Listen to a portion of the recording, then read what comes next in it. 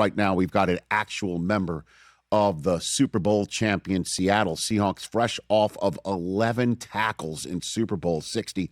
Ernest Jones, kind enough to join us here on the program. Good to see you, Ernest. How are you? Champ is here. Doing well. I'm doing well. How are you? I am doing really well, man, and I'm appreciative of you taking time here.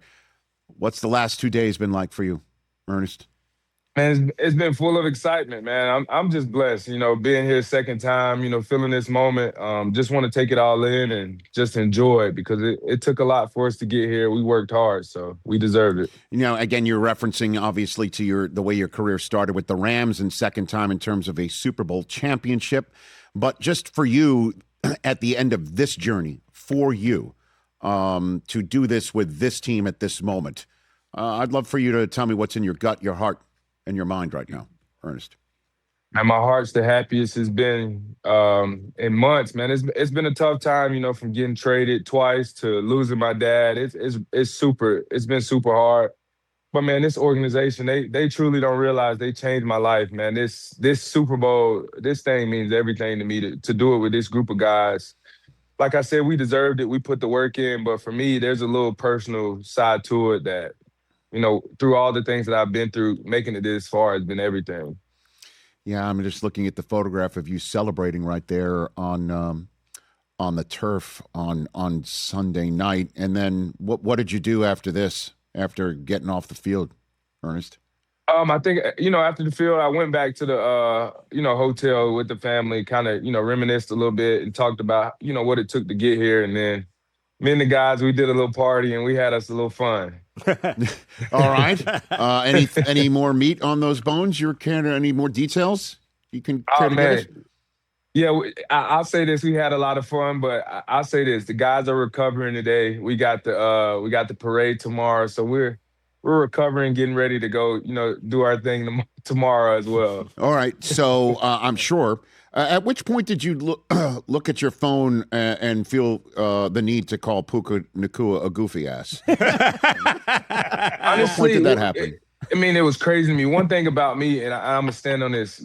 Don't say nothing about my teammates. Nothing. And then you talk about my quarterback. I'm not going for it.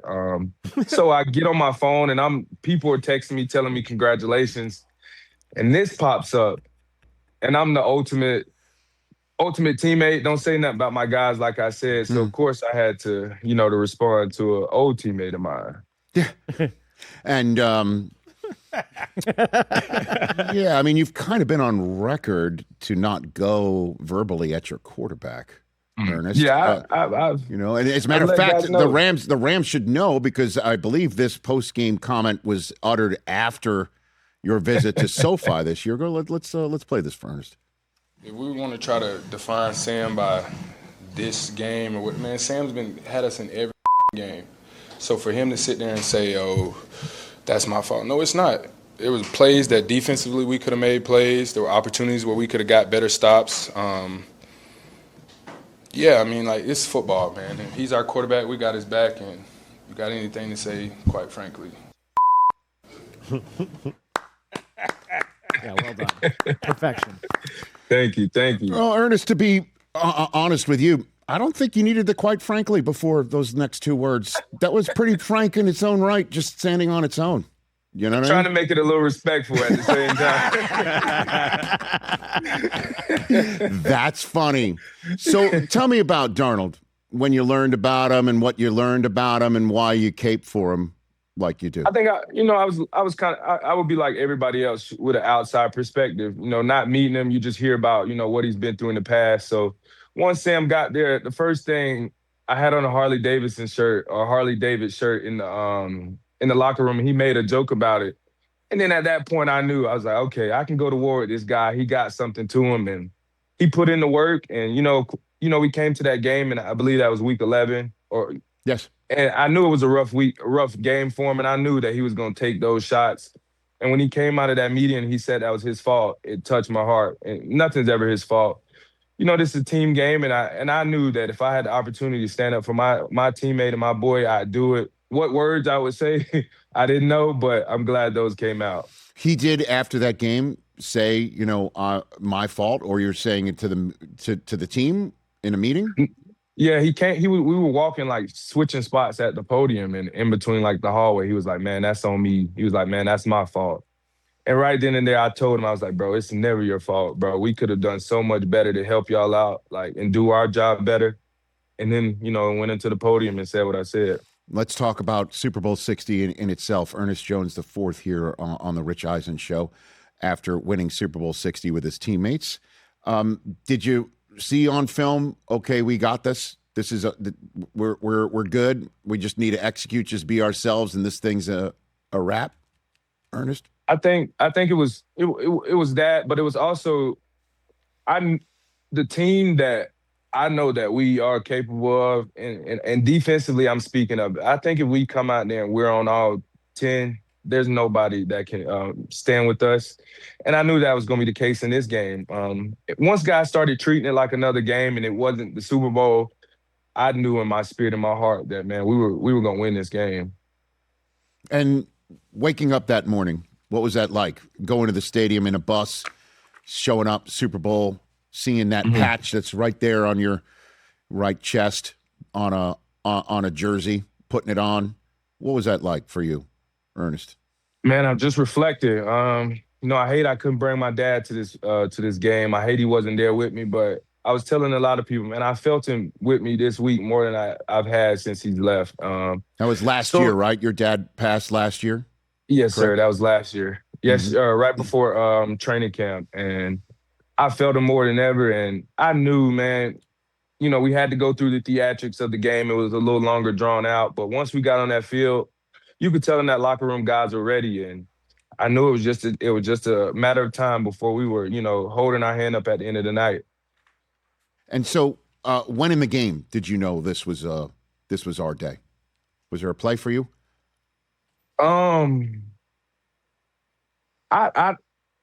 Early on in the game, we could tell it just we're built on a certain style and a certain way we play, and we weren't getting that, and I could just tell early in the game that we were just a little too much at this point. And what's the secret sauce for your defense? Why is your defense so good, Ernest? Man, I think it's just truly, man, when you got a group of men that truly love each other, and it's not just what we do for each other on the field, it's off the field. There's true connections. Man, a group of us doing that, it all, going towards one goal, that's powerful. And I think that's what it was. We set our mind on, this season is a failure if we're not the best defense in the league and we aren't, in the Super Bowl. So we had a goal and we stuck with it. And you showed up in the middle of last season. and what was your first impression of Mike McDonald that stands the test over the last year and a half for you? Our first impression was like, oh, okay, he's a different guy, but man, this I think what he's building is gonna work. And I believed in it. I think it took me a couple weeks getting around the guys, getting around him, seeing how they operate, and I'm like, okay, this is what it takes. I believe we can win here. To come back around a year later, a full season with Mike, man, to be at a Super Bowl and to win one, it's everything.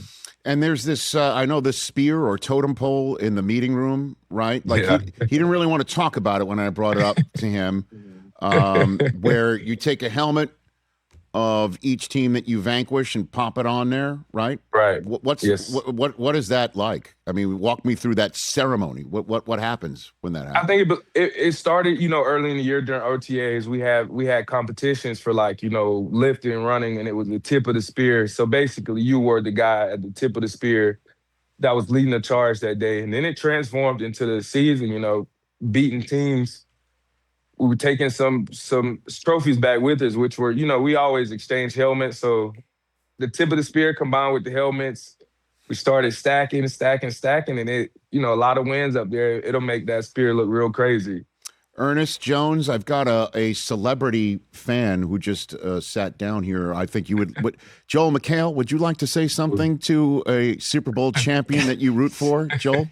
I'm speechless, and that never happens. And I can't believe I cannot believe you can even see me, Ernest Jones the fourth. Thank you for what you've done. Thank you for those 11 tackles. That was a masterpiece on Sunday. My Lord, what a season. Thank you. My gosh, I'm going to cry. This is awesome. Of course. Thank you for having us. Thank y'all, man. It's been big to do this for the 12s, to do this for the fans in the city, man, it's everything. Are you going to be at the parade?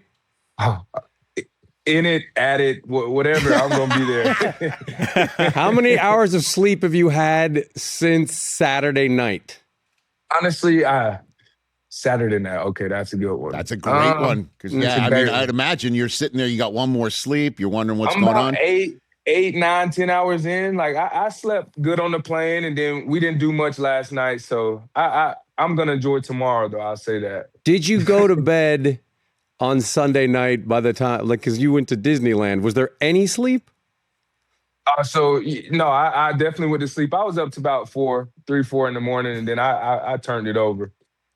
Did you ride on the Matterhorn, or did you go on any roller coasters? Because you were like, this is good for my head right now. This isn't good for me. Okay, very good. I love it. You don't have any questions about the actual game itself. Because I guess there's nothing to ask about it, right? Look, there hasn't been any analysis of the game since it was on. I'm waiting for it. So where are you in the parade? Walk me through what you already know about what it is and what you're going to do, Ernest. They just told us to show up here tomorrow at 8. So I'll show up here tomorrow with everything needed for a Super Bowl parade. What is needed? What do you bring? What does one bring? You bring some goggles. You got to make sure there's water on deck because of course, you're drinking things other than water. Milkshakes. That's true. But and Seattle's food. Best coffee. Okay. Goggles, water. Yes. Water, okay. Food beforehand, and then just bring good vibes. You got gear? You got something picked out? Something? I do. I'm hoping I got a shirt made. Hopefully it comes through. I won't spill it right now, but hopefully I can get this shirt made in time for tomorrow. Does it say Puka's a goofy ass on the front? Is that what it says? That was so great. It does have something to do with my quarterback, though. Okay. Does it have to do with the soundbite that we played earlier? Maybe you may be working on something. Okay. Did you see Coach McDonald on Kimmel last night? I didn't. He did great. Did he? It was great. Okay. It was really great. You're so it was way better than your show. No, wait, I'm kidding. You're terrific. Rich, I got it. You are amazing. Yeah, does Kimmel hook you up with a Super Bowl champion? You know what? You're right. You see what I'm saying? You are right. Come on now. You win. You win. You win. Ernest, he just came at the quarterback here. Do you got something you want to say to him that's safe for work? Listen, stay off my guy. That's it. I wouldn't use those words, but honestly, my grandfather is so upset that he has to turn on the TV and he sees that F you. He doesn't care for it too much. Oh, okay. Just keep going. 11 tackles, Grandpa. 11 tackles. I love it. Ernest, thanks for the time, sir. Congratulations. Enjoy the parade. I can't wait to see the shirt. If I can get, I'm a size large. If you, a size large. It's in double X for him. That's now. it. No. Yeah, after Super Bowl week. Absolutely. But for real, I brought my 17-year-old son to that game, and we wept like babies at the end of that game. And thank you for, my gosh, you brought it back. Of course. So thanks for bringing it back to Seattle. Thank you. Where it belongs. Thanks again, Ernest. Take care of yourself. Obviously the goal is to repeat and celebrate in the Rams locker room like you celebrated in the Niners locker room, right, Ernest? That'd be something, huh? Wouldn't it be? Wouldn't that be perfect for you? I think, the 49ers have to tear down that stadium now. Do the 49ers need at least replace the carpets in their locker room, Ernest? Yeah, carpets, maybe redo the lockers a little bit, do a little something. Okay. All right. To be respectful. Thanks again for the time, Ernest. Thank Thanks you. again, man. Thank you. Ernest Jones. Ernest Jones the fourth right here. Rich Eisen. Nice what to else see can you. I do? My Lord, it's great to see you. Can you believe this? Hey, you made it all the way to the end. Thanks for that. Check us out every single day streaming live on Disney Plus and the ESPN app 12 to 3 Eastern.